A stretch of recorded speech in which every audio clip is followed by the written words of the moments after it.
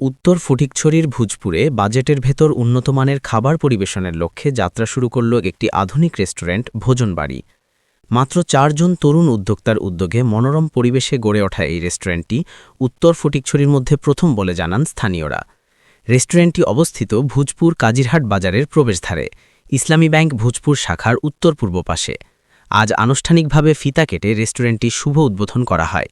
উদ্বোধন অনুষ্ঠানে উপস্থিত ছিলেন মাওলানা জোনায়েদ বিন জালাল, মাওলানা আবু তালেব সাহেব, মাওলানা নিজামুদ্দিন, মোহাম্মদ সেলিম, মোহাম্মদ বখতিয়া সহ কাজিরহাট বাজারের ব্যবসায়ী, সামাজিক ও রাজনৈতিক নেতৃবৃন্দ এবং বিপুল সংখ্যক সাধারণ মানুষ।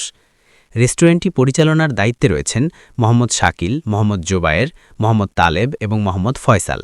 এই রেস্টুরেন্টে গ্রাহকদের জন্য থাকছে সুস্বাদু ও ঐতিহ্যবাহী নানা আয়োজন। এর মধ্যে রয়েছে বিফ বিরিয়ানি, মেজবানি, মাসকালির ডাল, মাটন বিরিয়ানি, মোরগ পোলাও, চিকেন বিরিয়ানি সহ আরও নানা রকম মুখরোচক খাবার।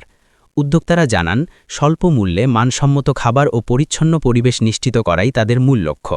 স্থানীয়দের প্রত্যাশা, এই রেস্টুরেন্টটি উত্তর ফটিকছড়ির খাবারের জগতে নতুন মাত্রা যোগ করবে। রান্না করে রাখি যেন কাস্টমার আয়রে দেখে কি ভালো খারাপ কি ব্যবহার করি। আর একটা জিনিস আর কাস্টমার জানে রাখি মুদির ব্যবসায়ী, আর আব্বা মুদির ব্যবসায়ী, আর দাদা মুদির ব্যবসায়ী।